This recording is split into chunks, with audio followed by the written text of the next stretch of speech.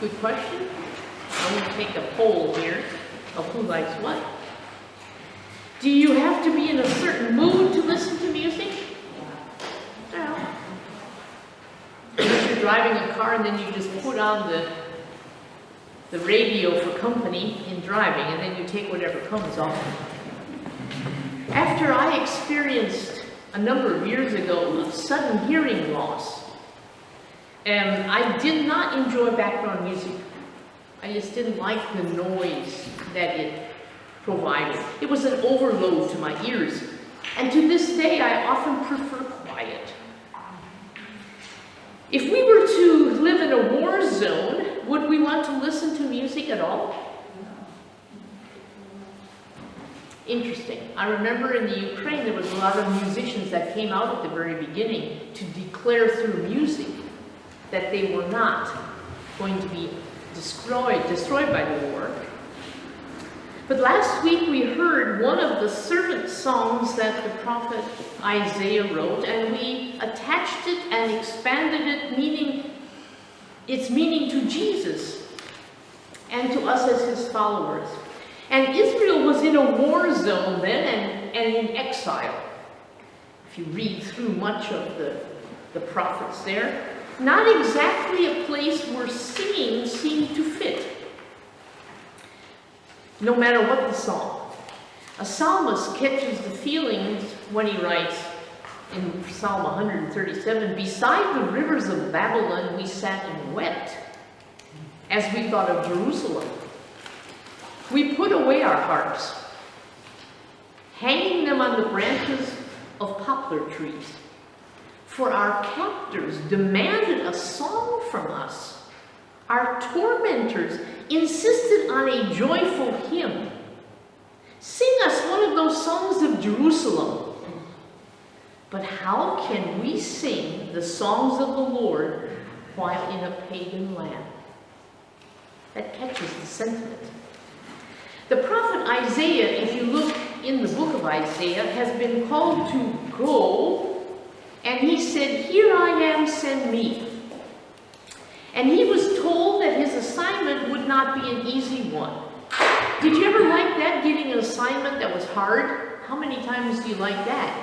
We don't like that very often. But the prophet was given a hard assignment. The people he was going to go talk to were not going to listen to him. How about that for an assignment?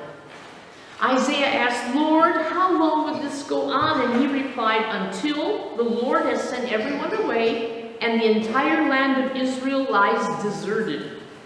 If even a tenth, a remnant, survive, it will be invaded again and burned. But as a terebinth or oak tree leaves a stump when it is cut down, so Israel's stump will be a holy seed."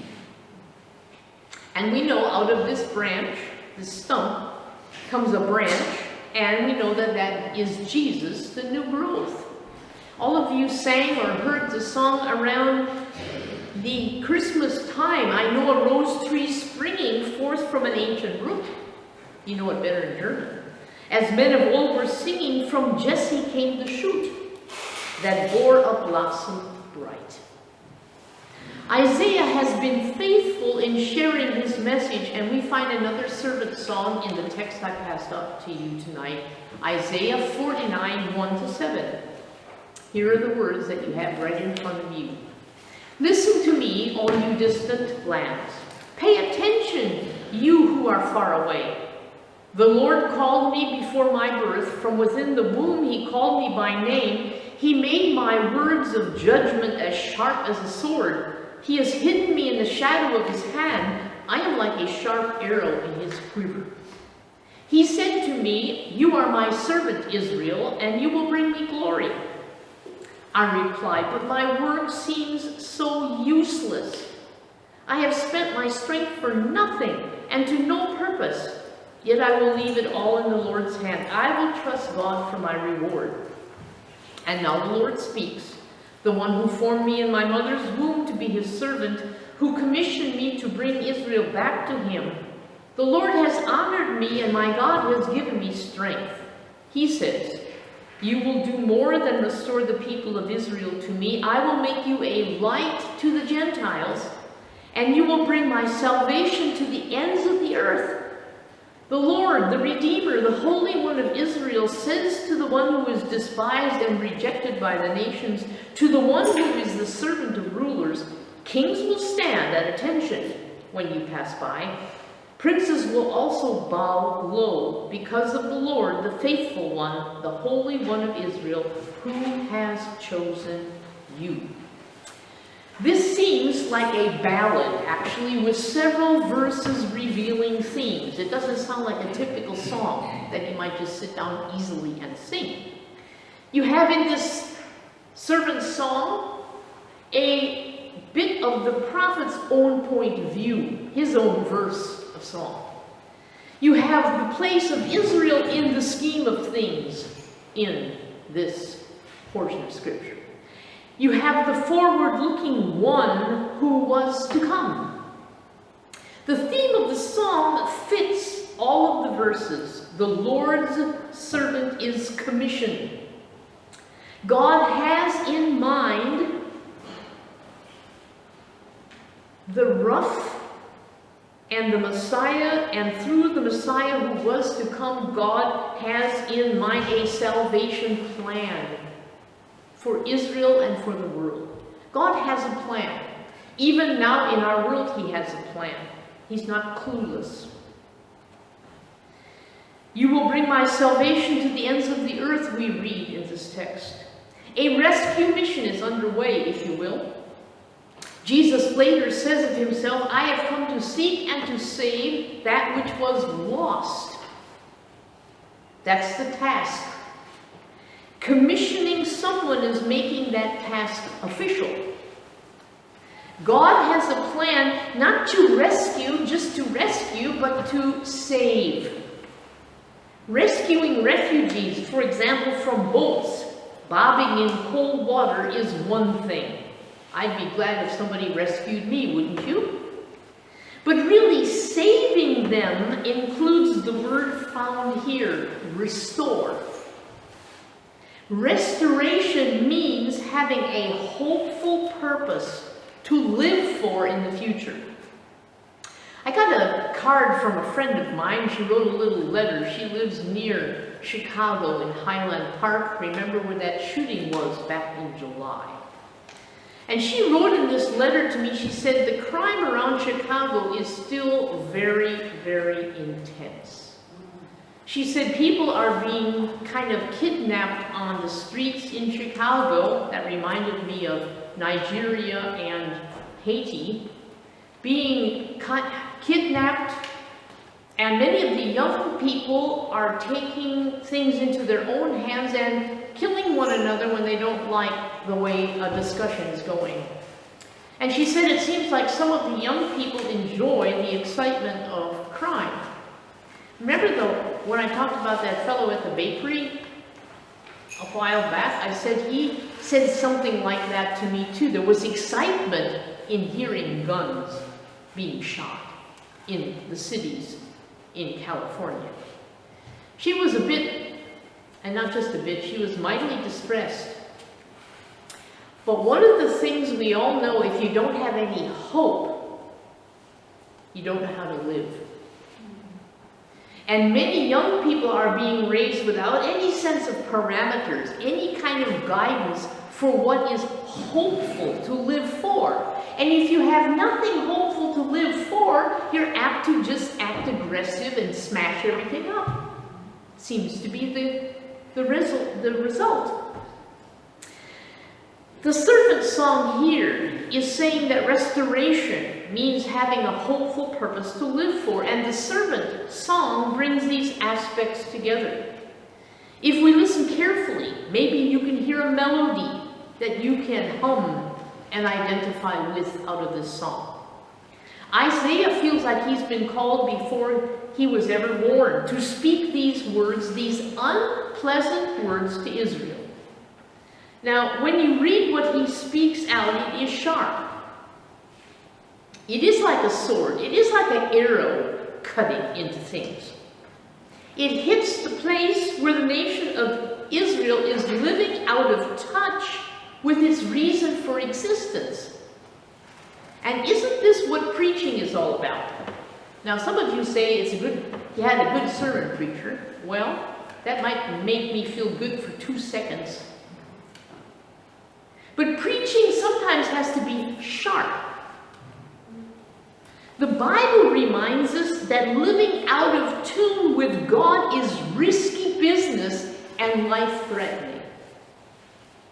And when we take living so, well, I'll take care of my spiritual life at another point in time, we're in risk territory.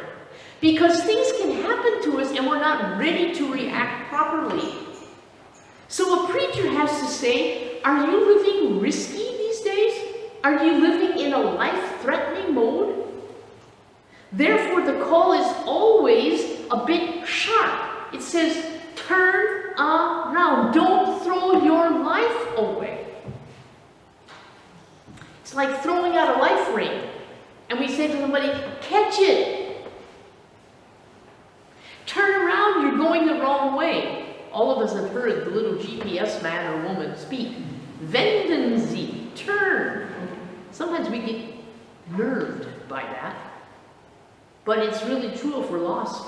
We need to turn around. So the warnings of judgment must be spoken out. You know, in our day we hear all kinds of voices telling our society to turn around. And I don't want to say all of the voices are 100% true. Sometimes here in this country, people are more willing to listen to catastrophic pieces of news than hopeful pieces of news. Nonetheless, there are many warning signals out in our society right now.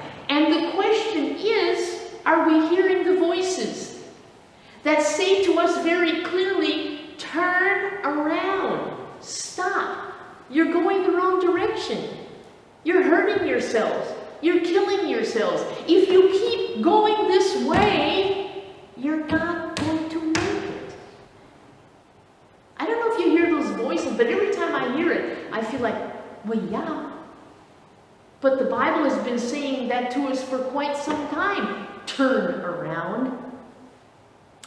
If I, as a preacher, add on to the judgment words, I have to add on another word, the hope word. The hope word. Jesus came. God's restoration plan is in place, by the way. We're not without hope in the midst of this judgment. God's restoration plan is in place. And if you listen to these words, you may respond to them. And responding to words which judge us gives us more life. Living in a wrong-headed direction brings death. So if we listen up, we can turn. You can feel Isaiah's frustration here. I don't know if you caught that part of the text. No one seemed to respond to what he was saying. Ah, yes. The problem of the preacher, whether it's a prophet or just the normal preacher, you spend all your time preparing a message. You're trying to listen to God. Okay, God, what is your word for the people? And then you speak it out. And you don't think anybody gets it. Why? Because no one seems to respond. He says, am I doing this for no purpose? Why am I doing this? And he finally decides that the only way to keep going on with his prophetic work is to leave it all in God's hands, trusting God for the results, even with regard to his own work. I agree with him. There is a sense in which the singular voice of preaching seems so senseless. Here all of you are here tonight listening. I thank you all for being here. But we didn't come just to hear me, of course. If you did, you'll forget what I said anyway when you get up tomorrow morning with your coffee. I know that. But if you remember the hope that the Lord brings to you, not only here, but in other ways, and remember that, that will give you hope. Preaching seems senseless. Why do this? Does it bring anything? Is anyone rescued or saved as a result of the effort of preaching? This has to be left in God's hand. He's the only one that knows what's going on. And therefore, there's another verse added to this song, the verse about the plan God has for Israel. The prophet is trying to bring Israel back to the Lord, just like when I preach, say, if you've been straying a bit, come back. And he calls them back, just like I try to call you back, because they need to fulfill their calling. They have a calling, salvation to the ends of the earth. They've been called to be that. Can we hear this verse of song? Our coming back to the Lord, or staying with Him, or sharpening up our position at the beginning of this new year, has a meaning beyond ourselves. We are saved, rescued, restored so that we can spread this light to those around us. I said about that young fellow I met at the bakery. Remember, I told you at Christmas time that I had this wonderful conversation with him about the meaning of Christmas. We did a knuckle affirmation afterwards. And I thought we were resonating so well. I thought, wonderful, we can keep this dialogue rolling. Only he doesn't work there anymore. Oh, that's what I thought. Oh. And I asked myself, will I ever have another chance to talk to him? Will I ever be able to build on that conversation? I don't know. But I shared the light when I could. And now God has to do the rest. That is the only way we can be light dispensers in this world. We dispense light without knowing if it remains and cuts through the darkness or not. We're epiphany spenders. Be light, Jesus said. Israel was called to be that light. The nation was called and commissioned to be a light provider for the world. And unfortunately, there was a huge mess up. And if you read the frustration of the prophets, not just Isaiah, but the others, they're so frustrated. Why? Because it seems so clear God had given them this wonderful task. And then they turned away from it. They turned away. We sometimes think, how could that be? And yet, aren't we like that? Aren't we like that? There's a mess up, and fortunately, the solution for the cleanup was the Messiah, which we also hear in this servant song. For unto us a child is born, unto us a son is given. This child, formed in his mother's womb, was honored by God, given strength by God to do more than just restore Israel. I will make you a light to the Gentiles. Hey, like all of us. Hey, we're Gentiles. Yeah, we all are. Anybody a non-Gentile here? No, I didn't think so. I didn't think so. This child formed in his mother's womb was honored by God and given strength to God to be light to the Gentiles. And when you start jumping ahead into the light of Jesus, you see his ministry begins where? In Jerusalem? In Nazareth? How about Galilee is where his ministry begins? Jesus fulfills the words of Isaiah the prophet in the land of Zebulun and Naphtali, beside the sea beyond the Jordan River, in Galilee where so many Gentiles live. The people who sat in darkness have seen a great light, and for those living in the land where death casts its shadows, a light has shone. Isn't that beautiful? In verse 7 of our text, Several strands of the music of this song come together. Israel still has its role to fulfill, and God has an interest in seeing that his intentions are carried out. You know, God has a plan and he's not going to give up. We may mess up, dear friends, but God hasn't given up. Yeah. Hasn't given up on you. There's someone, part of this community, whose name I will not mention, who is not where she needs to be. She really has taken a wrong turn. I don't know if she'll get turned around. Some of us will mess up. In fact, all of us mess up more or less. The question is, do we turn? Do we let the Messiah who has come with helping us with the mess up, do we turn to him with our mess? The one who is despised and rejected, our Messiah who grows up and feels all of this from his countrymen, but also from the Herods of this world, will finally receive recognition. It says kings will pass by. Princes will pass by. He will be the one people recognize as worthy of worship. He is the chosen one. He'll be recognized because God is faithful in fulfilling his promises to Israel and through the Messiah to the world.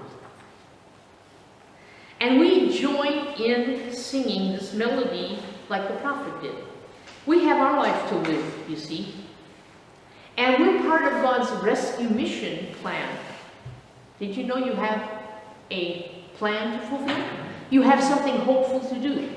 Whether you feel like you have lots of things going on or not positive in your life, you still have a task. We are still called to be light.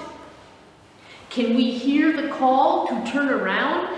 We can respond to that call, to the sharp judgment that we maybe need to hear that's actually a life belt thrown to us. Do you realize that when you feel like, oh, it's me, I've sinned, I've fallen short, you know what that means? It's like a life belt being thrown to you. Now you can receive Jesus who came. If we don't think we need him, we can go on living as before. The life belt is tossed to us when water's over our heads. And then we can be lights that shine for Jesus, the Savior of the world. We can't save. I can't save that boy at the bakery, but I instantly like that kid. It really makes me ache that I can't see him and speak a little English to him and latch him into a conversation anymore.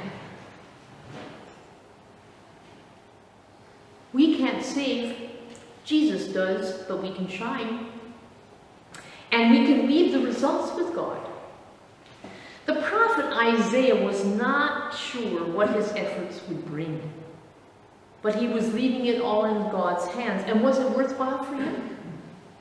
Well, we still hear his words sung out every year, quite intensely, in Handel's Messiah. Every year, intensely. Centuries later, we celebrate. We celebrate with his songs. The words he spoke were true. The prophetic words found fulfillment. Jesus came. And we are singing songs reflecting his arrival. Isn't that good? That should give us hope for living this week. You have a plan, you have a purpose. Johann, you have a plan. God has hope for you. No matter what happens at school, no matter what the news says, no matter what catastrophes come next week, you have hope. You can live hopefully. You can stand strongly. You can let your light shine. You know who you are. And that serves for the rest of us as well. We can live as people of hope because Jesus has come. And that makes all the difference in the world. And all the people said, Amen. Amen.